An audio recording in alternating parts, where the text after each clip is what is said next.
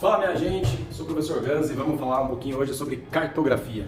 E eu trouxe aqui, de forma bem resumida, para a gente falar um pouquinho sobre cartografia, alguns tópicos principais que normalmente dão um curso inteiro de cartografia, mas que eu quero tratar aqui com você em alguns poucos minutos. Primeiro vamos resgatar algumas coisas sobre a história da cartografia. É pensar o seguinte, se você estuda geografia, que é o estudo sobre como que nós, seres humanos, dominamos o espaço, usamos o espaço, a história da geografia, do conhecimento geográfico, melhor dizendo, ela tem tudo a ver com a ideia de construir mapas, de mapear o espaço. E praticamente todos os povos da humanidade fizeram mapas, criaram sistemas de registro a respeito dos lugares onde essas populações circulavam. Então, obviamente, quando a gente pensa nos primeiros mapas que já existiram, eles não eram exatamente como os mapas que a gente conhece hoje em dia, sistematizados, e eles não tinham um padrão de simbologia, como a gente vê nos mapas atuais. Então, cada povo registrava a sua localidade, o espaço de seu domínio, ao seu modo.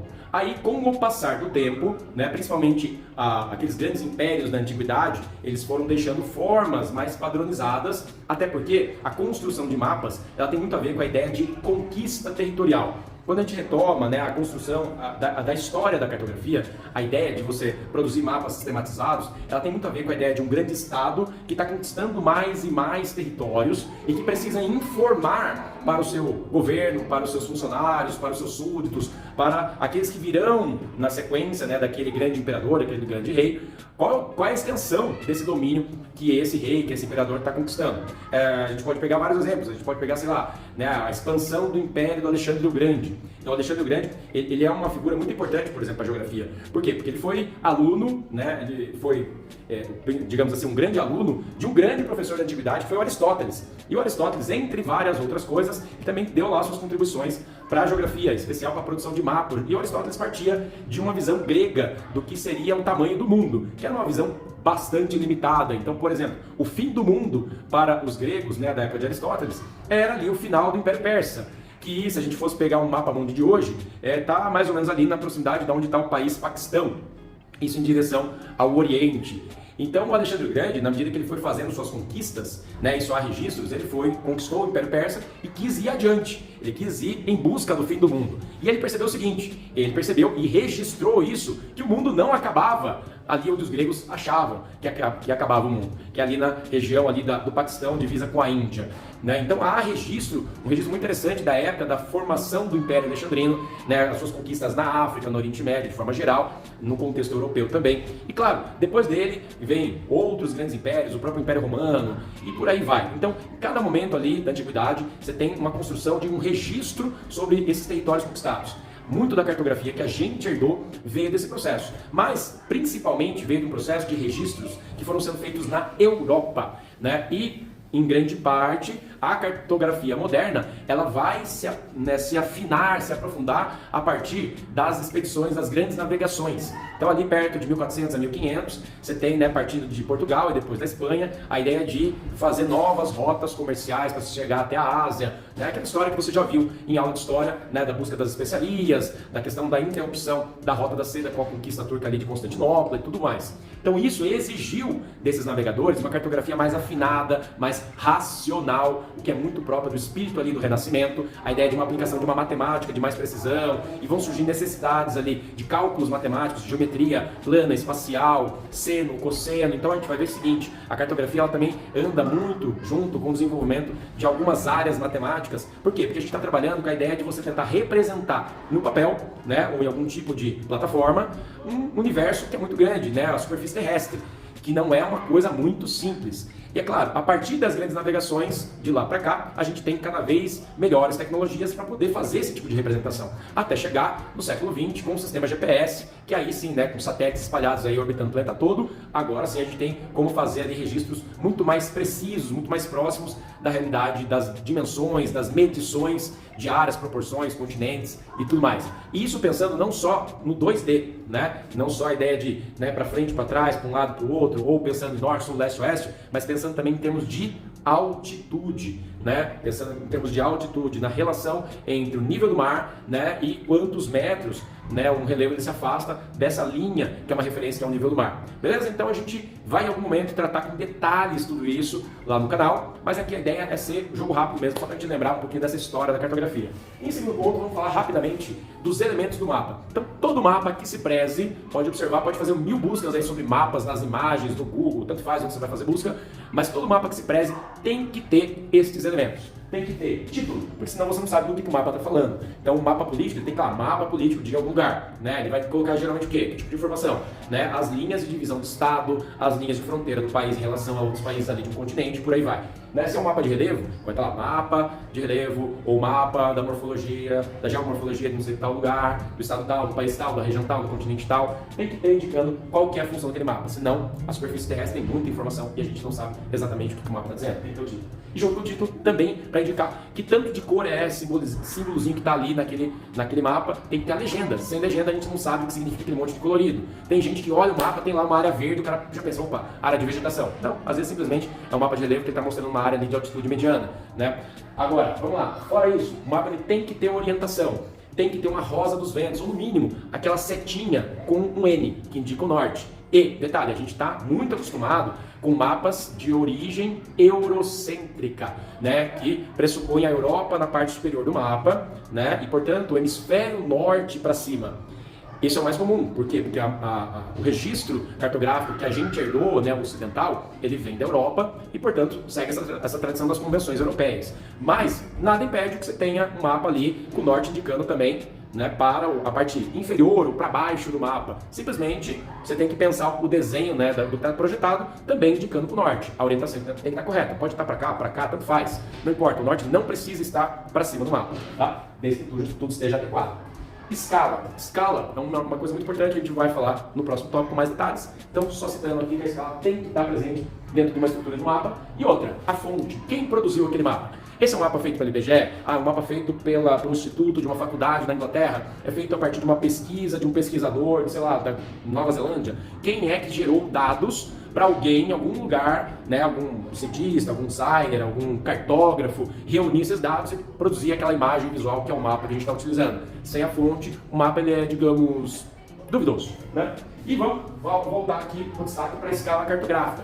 A escala sempre vai indicar a proporção, né? Todo mapa ele é uma representação da realidade. Então vamos supor o seguinte, se eu tenho uma realidade, por exemplo, do tamanho de um bairro e de uma ponta a outra eu tenho ali 1 quilômetro, mas eu quero colocar tudo que está naquela realidade, eu quero colocar num papel. E esse papel é do tamanho de uma folha de caderno, então eu não vou poder ter uma folha de 1 quilômetro. Eu vou ter que transformar informação de 1 quilômetro em, por exemplo, 1 centímetro, 2 centímetros, sei lá, 3 centímetros, 4 centímetros. Eu vou ter que indicar essa relação entre o tamanho da realidade e o tamanho do meu desenho, da minha representação. É para isso que serve a escala. E a escala pode aparecer de duas formas. Uma escala numérica, que vem nesse formatinho aqui, ó. Sempre assim, ó, 1 para, né, 2 pontinhos para um número que é maior. Esse 1 geralmente está indicando o quê? 1 centímetro do mapa equivale a tantos centímetros na realidade.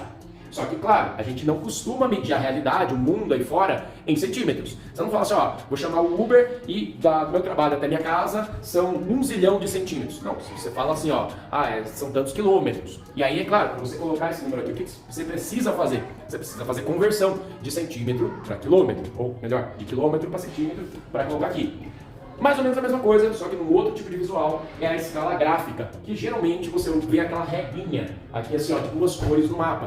Sempre a escala vai estar num cantinho embaixo aqui do mapa. Se você usa muito o Google Maps, você vai ver que ela está lá também. Tudo isso tem que estar lá no Google Maps também, né? A escala vai estar aqui conforme você amplia a imagem, aproxima a imagem ou afasta, você vai ver que o número da escala aqui embaixo vai mudar. Por quê? Porque você vai estar com uma escala, né, maior ou menor, ou seja, aquela que tem mais relação, mais proximidade, mais detalhes, mais proximidade com a realidade, ou que está mais afastado da realidade, beleza? E por último, né? Aliás, por último não, porque tem outro tópico. Vamos falar um pouquinho dos tipos de projeções. Olha só, pra gente, né, claro, que estamos aqui tratando do universo ensino médio, pré-vestibular, né, provas de pré-vestibular, a gente tem dois tipos de projeções que são muito famosas, são assim, né, muito citadas em muitas questões de provas relevantes, FUVEST, ENEM, entre outras grandes provas, que são as projeções de Mercator e Peters. Projeção de Mercator, ela é associada às técnicas lá do período das grandes navegações. Então, o Mercator, o cartógrafo lá de perto de 1600, né, ele vai reunir dados dos navegantes daquele período, né, navegantes que tinham feito a volta do continente africano, outros que tinham vindo para a América, outros que tinham vindo, enfim, para todos os grandes continentes conhecidos naquele momento, a partir da Europa, e ele vai então juntar muita informação, fazer um trabalho que era genial para aquele momento, né, e ele vai criar então a ideia de um mapa mundi, né, vamos dizer assim, um primeiro grande mapa mundi reunindo grandes ali continentes, grandes massas continentais, os principais oceanos, e vai colocar aquilo dentro de uma organização bastante sistemática, muito próximo da realidade, próximo principalmente considerando a questão das formas dos continentes. E por que as formas eram relevantes naquele momento? Pensa, um navegante que saísse de Portugal e fosse chegar na costa brasileira, ele não tinha uma percepção tão exata, né, metro por metro, né, do tamanho, da dimensão do Brasil. Mas ele tinha que ter muita clareza com relação aos formatos da costa, onde haviam penínsulas, golfos, baías, para que ele soubesse, ao observar, né, o navio dele chegando, observando essa costa, ele falasse, olha, eu olhei no mapa e aqui tem uma baía, olha, eu estou olhando ali na frente e realmente tem uma baía, tem esse formato de litoral. Então as beiradas dos continentes, elas eram muito importantes para os navegantes poderem se localizar. E eram ao mesmo tempo as informações que esses navegantes traziam para os cartógrafos. Então o mapa do Mercator, ele ia favorecer principalmente as formas dos continentes, mas ia deforma a proporção do tamanho desses continentes. Até porque esses navegantes, né, naquele momento, não sabiam exatamente o tamanho de cada um desses continentes que estavam sendo descobertos. Então havia, claro, uma ideia, havia uma estimativa, mas ainda havia muito erro com relação aos tamanhos das áreas continentais desses novos continentes que estavam sendo descobertos, que era o caso da América, mesmo o contorno do continente africano, entre outras áreas que os europeus estavam começando a conhecer com mais detalhamento. Agora, o mapa do Peters, esse representa um outro momento histórico, porque o Peters ele vai produzir o seu planisfério já no contexto pós-Segunda Guerra Mundial, ali na época da Guerra Fria, e no momento em que está em debate político, né, digamos na política internacional, a questão do terceiro mundo. Então, o que está se observando? A ideia de que, bom, existem os países do primeiro mundo, ou seja, países capitalistas ricos, né, com ênfase nos Estados Unidos, países ali mais do hemisfério norte, e Europa Ocidental, países do segundo mundo, né, ou seja, o mundo socialista da União Soviética e zonas de influência da União Soviética, e o terceiro mundo, que seriam os capitalistas pobres ou subdesenvolvidos, que essencialmente estavam no hemisfério sul. Então, América Latina, continente africano, regiões da Ásia, e essas regiões, né, quando observadas no mapa do Mercator, muitas vezes elas apareciam pequenas nas áreas, nas proporções de área. Então, sei lá, um exemplo clássico é no mapa do Mercator a comparação entre o tamanho da Groenlândia, né, que é uma região lá da América do Norte, enfim, está na América do Norte, e o Brasil. Então a Groenlândia parece muito maior que o Brasil naquele mapa. Agora, o Peters ele vai ter, né, a preocupação de dar ênfase às áreas, aos tamanhos dos continentes. Por quê? Porque isso mostrava, né, era uma forma de mostrar que regiões como a América Latina e o continente africano eram regiões gigantes, com uma imensa área, né, que poderia ter ali grandes potenciais para se desenvolver. Então ele estava querendo mostrar que, olha, apesar dessas regiões serem pobres, essas regiões elas têm potencialidades muito interessantes.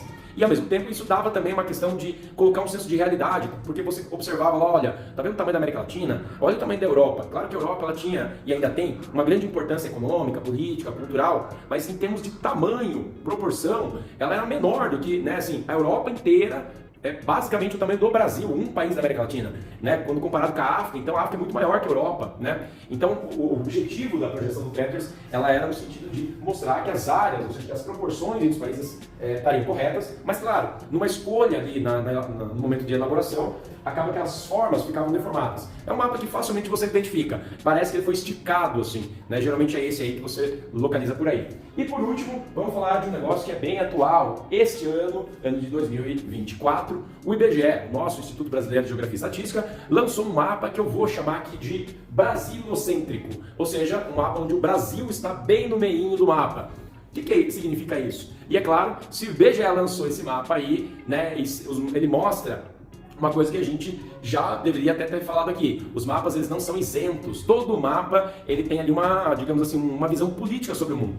E esse mapa que o IBGE coloca, ele simplesmente, né, não é que ele botou a linha do meridiano de Greenwich em cima do Brasil, não, simplesmente rodou o planisfério de forma a colocar o Brasil bem ali na linha central, né? Então o Brasil está encaixado bem no meio do mapa, no planisfério, né, alocado tanto na proporção latitudinal como longitudinal, e isso dando a dizer o quê? Que o Brasil está num lugar de destaque. Então, este mapa que o IBGE lançou, né, que eu vou chamar aqui de brasilocêntrico, ou seja, o Brasil no centro do mapa, ele está querendo dar ênfase ao Brasil tendo uma posição política em destaque no mundo, na atualidade. E é claro, a gente tem que analisar se a gente está com essa bola toda ou não. Bom, vale a reflexão e vale, né, até você pensar em fazer um exercício de redação para, de repente, treinar, porque, olha, quando o IBGE lança uma dessa, o pessoal da FUVEST geralmente fica atento. Tá bom? Vou ficar por aqui. A ideia hoje era falar por cima, fazer ali uma linha gerais ali sobre cartografia. Mais pra frente a gente vai fazer aulas um pouco mais de detalhe, pegando cada um dos sistemas, entrando ali ponto a ponto, mas aí você vai precisar de mais tempo. Mas fica atento no nosso canal, se inscreve no canal, se inscreve no Instagram, né? Curte, compartilha, manda para aquele seu amigo que precisa dessa matéria. E se você quiser saber mais, né, ter listas de exercícios sobre esse conteúdo, me chama no pessoal aí no privado, que a gente vai conversando sobre o curso que está rolando de extensiva de geografia para a FUVEST. Falou? Grande abraço!